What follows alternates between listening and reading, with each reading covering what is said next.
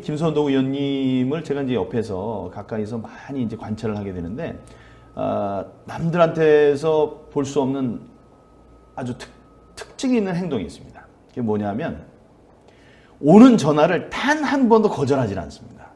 전화가 오는 전화는 어디서든지 그걸 받아주시더라고요. 거기에도 무슨 생각이 있으신 것 같아요. 네. 많은 분들이 그 국회의원 그러면 그 문턱이 있다고 이렇게 생각을 합니다. 근데 사실은 우리 민 의원님이나 저나 이렇게 실제로 보면 우리가 문턱이 있어서는 안 되는 사람이고, 맞습니다. 더더군다나 문턱 같은 거 있어도 다 갈아서 예, 없애야 될 예. 그런 사람들이 우리 국회의원인데, 그런 부분에서 우리 국회의원들이 많이 오해를 받고 있는 것 같습니다. 그래서 정말 그 우선 가장 소통하는데 가장 근본이 되는 게, 기초가 되는 것이 전화 연락, 거기서부터 모든 것이 비롯되고 시작되지 않습니까? 그래서 저는 제가 심지어는 선거 운동을 할 때도, 선거 운동 저희들이 막 몇십만 장 이렇게 뿌려대는 선거 명함 있지 않습니까? 기호 1번 김선동 뭐 이렇게 가지고 그거 할 때도 제 핸드폰 번호를 거기다가 다 새겨서 그거를 제가 이렇게 뿌리고 그랬습니다. 그래서 저는 소통하는데 그런 장애물이나 그런 지장이 있어서는 안 되겠다. 그래서 위원장님은 특히 청년들과의 소통을 중요시 여기는 것 같습니다. 아주 소통하고 교감을 하고 그러시는데, 구체적으로 어떤 일을 하시고 계신지, 네. 또 그 이유는 뭔지. 중국의 시진핑 주석이 그런 얘기를 했습니다. 청년이 흥하면 나라가 흥하고, 청년이 강하면 나라가 강해진다. 그런데 청년이 꿈을 이루면 중국은 망한다. 거기 비단 중국의 그 비유입니다만, 저는 저희도 똑같다라고 생각을 합니다. 특히 우리 대한민국의 청년들에게는 더 많은 꿈과 더 많은 희망이 있어야 된다고 생각을 합니다. 그러면 우선 처음 비롯되는 것이 그것 역시 청년과의 그런 소통이라고 생각을 합니다. 근데 많은 분들이 의외로 청년들을 어렵다고 거꾸로 문턱을 느끼고 있습니다. 맞습니다. 근데 우리 청년들 막상 만나보면 그 청년들 우리하고 대화를 얼마나 갈망하고 있고, 얼마나 자기들의 애환을 얘기하고 싶은지, 그것만 해결할 수 있어도 굉장한 소통과 이런 게 됩니다. 근데 제가 원내 수석을 할 때 이제 청년과 미래라는 두 가지 화두만은 절대 우리가 뺏겨서는 안 되겠다. 그래서 이제 특별위원회를, 국회 특별위원회를 구성을 하는데, 저희 몫으로 청년미래위원회를 제가 좀 고집을 했습니다. 정우택 대표님하고도 상의를 드려서 이것만은 우리가 좀 이 명칭으로 해야 되겠습니다라고 해서 이제 그것이 우리 몫으로 지켜졌는데. 우리 몫이라는 건 위원장님 몫이 그렇습니다. 거죠? 자유한국당 위원장이 이명수 위원장이신데, 예.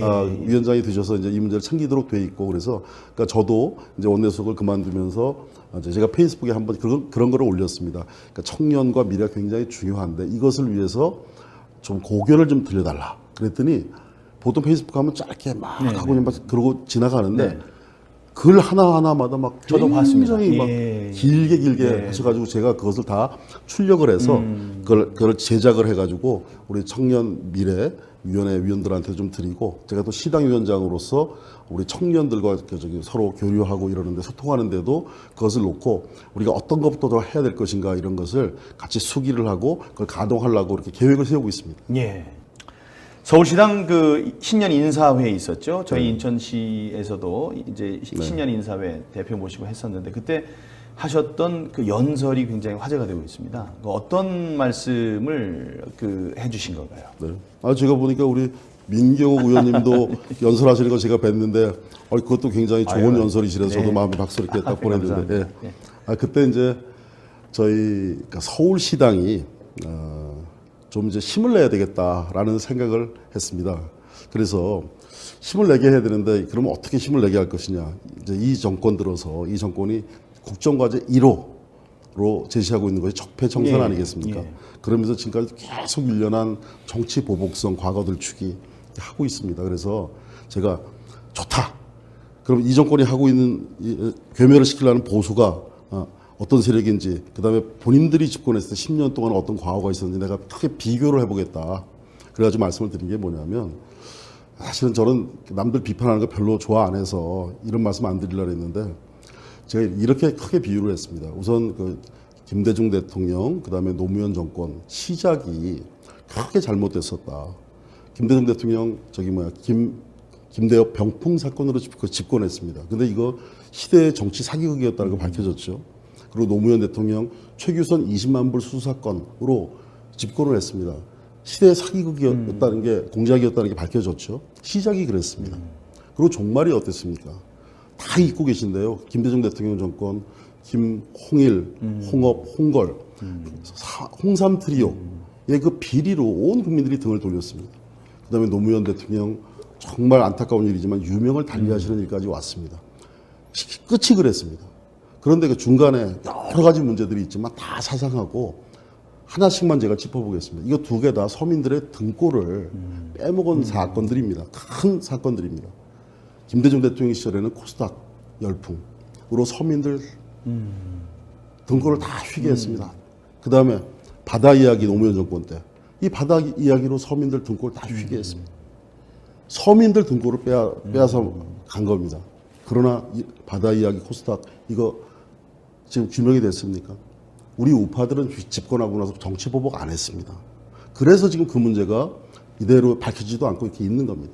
시작이 그랬고 종말이 그랬고 서민들 등골을 빼먹었던 정권, 이게 진보 정권 10년이었습니다.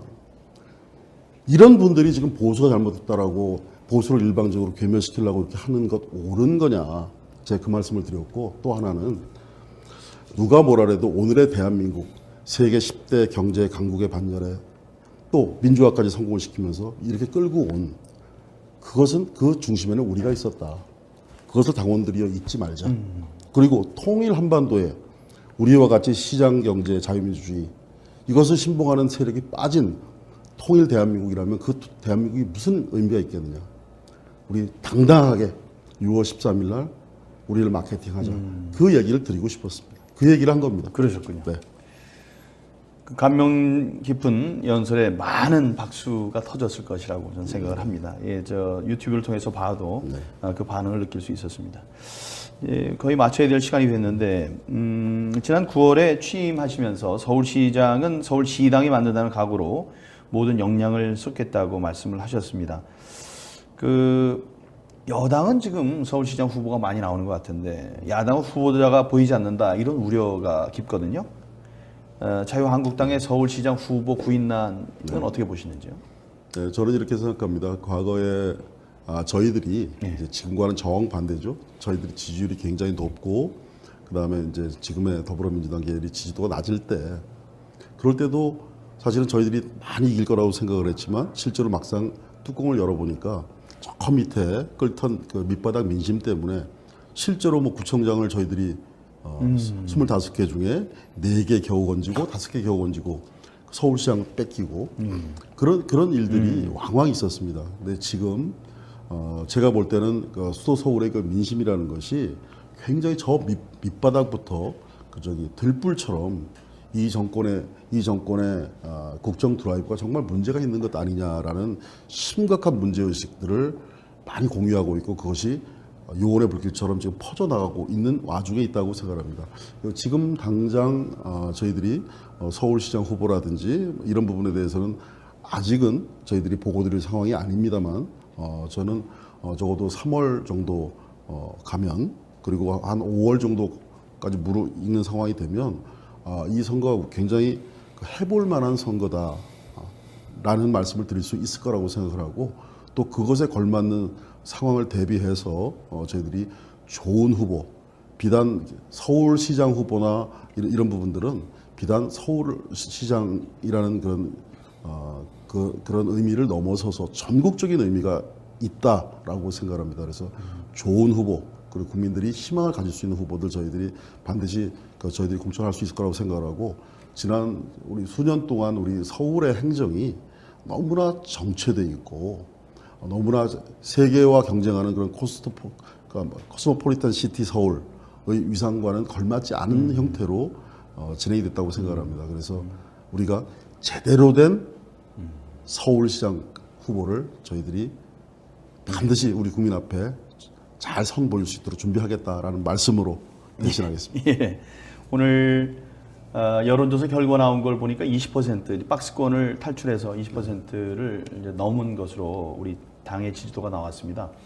당 대표께서는 3월 말까지 늦어도 3월 말까지는 그 후보를 확정하겠다고 얘기를 했고 5월 달이 되면 민심에 큰 변화가 있을 것이다 이렇게 얘기를 했습니다. 그런 변화에 따라서 우리 당 후보들이 당선될 수 있도록 저는 인천에서 또 김 위원장님은 서울에서. 예, 큰 힘을 써야 되겠죠. 예.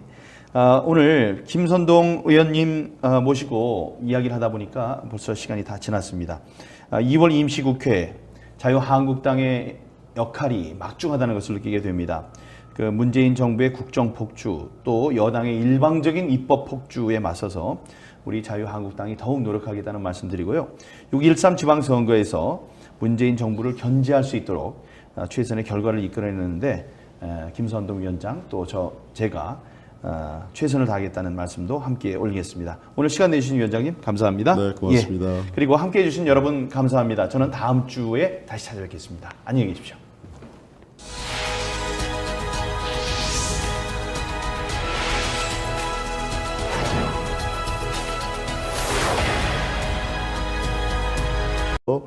제가 페이스북에 한번 그런 거를 올렸습니다. 그러니까 청년과 미래가 굉장히 중요한데 이것을 위해서 좀 고견을 좀 들려달라. 그랬더니 보통 페이스북 하면 짧게 막 네, 하고 그냥 막 그러고 지나가는데 네. 글 하나하나마다 막 저도 봤습니다. 굉장히 막 예. 길게 예. 하셔가지고 제가 그것을 다 출력을 해서 그걸 제작을 해가지고 우리 청년 미래 위원회 위원들한테 좀 드리고 제가 또 시당 위원장으로서 우리 청년들과 서로 교류하고 이러는데 소통하는데도 그것을 놓고 우리가 어떤 것부터 더 해야 될 것인가 이런 것을 같이 수기를 하고 그걸 가동하려고 이렇게 계획을 세우고 있습니다. 예. 서울시당 그 신년 인사회 있었죠. 저희 인천시에서도 이제 신년 인사회 대표 모시고 했었는데 그 김선동 의원님을 제가 이제 옆에서 가까이서 많이 이제 관찰을 하게 되는데 남들한테서 볼 수 없는 아주 특징이 있는 행동이 있습니다. 그게 뭐냐면 오는 전화를 단 한 번도 거절하지 않습니다. 전화가 오는 전화는 어디서든지 그걸 받아주시더라고요. 거기에도 무슨 생각이 있으신 것 같아요. 네, 많은 분들이 그 국회의원 그러면 그 문턱이 있다고 이렇게 생각을 합니다. 근데 사실은 우리 민 의원님이나 저나 이렇게 실제로 보면 우리가 문턱이 있어서는 안 되는 사람이고 맞습니다. 더더군다나 문턱 같은 거 있어도 다 갈아서 예, 없애야 될 예. 그런 사람들이 우리 국회의원인데 그런 부분에서 우리 국회의원들이 많이 오해를 받고 있는 것 같습니다. 그래서 정말 그 우선 가장 소통하는데 가장 근본이 되는 게 기초가 되는 것이 전화 연락 거기서부터 모든 것이 비롯되고 시작되지 않습니까? 그래서 저는 제가 심지어는 선거 운동을 할 때도 선거 운동 저희들이 막 몇십만 장 이렇게 뿌려대는 선거 명함 있지 않습니까? 기호 1번 김선동 뭐 이렇게 가지고 그거 할 때도 제 핸드폰 번호를 거기다가 다 새겨서 그거를 제가 이렇게 뿌리고 그랬습니다. 그래서 저는 소통하는데 그런 장애물이나 그런 지장이 있어서는 안 되겠다. 그래서 위원장님은 특히 청년들과의 소통을 중요시 여기는 것 같습니다. 아주 소통하고 교감을 하고 그러시는데 구체적으로 어떤 일을 하시고 계신지 또 그 이유는 뭔지. 중국의 시진핑 주석이 그런 얘기를 했습니다. 청년이 흥하면 나라가 흥하고 청년이 강하면 나라가 강해진다. 그런데 청년이 꿈을 이루면 중국은 망한다. 거기 비단 중국의 그 비유입니다만 저는 저희도 똑같다라고 생각을 합니다. 특히 우리 대한민국의 청년들에게는 더 많은 꿈과 더 많은 희망이 있어야 된다고 생각을 합니다. 그러면 우선 처음 비롯되는 것이 그것 역시 청년과의 그런 소통이라고 생각을 합니다. 근데 많은 분들이 의외로 청년들을 어렵다고 거꾸로 문턱을 느끼고 있습니다. 맞습니다. 근데 우리 청년들 막상 만나보면 그 청년들 우리하고 대화를 얼마나 갈망하고 있고 얼마나 자기들의 애환을 얘기하고 싶은지 그것만 해결할 수 있어도 굉장한 소통과 이런 게 됩니다. 근데 제가 원내 수석을 할 때 이제 청년과 미래라는 두 가지 화두만은 절대 우리가 뺏겨서는 안 되겠다. 그래서 이제 특별위원회를 국회 특별위원회를 구성을 하는데 저희 몫으로 청년미래위원회를 제가 좀 고집을 했습니다. 정우택 대표님하고도 상의를 드려서 이것만은 우리가 좀 이 명칭으로 해야 되겠습니다라고 해서 이제 그것이 우리 몫으로 지켜졌는데 우리 몫이라는 건 위원장님 몫이 그렇습니다. 거죠? 자유한국당 위원장이 이명수 위원장이신데 예. 위원장이 되셔서 이제 이 문제를 챙기도록 돼 있고 그래서 그러니까 저도 이제 원내수석을 그만두면서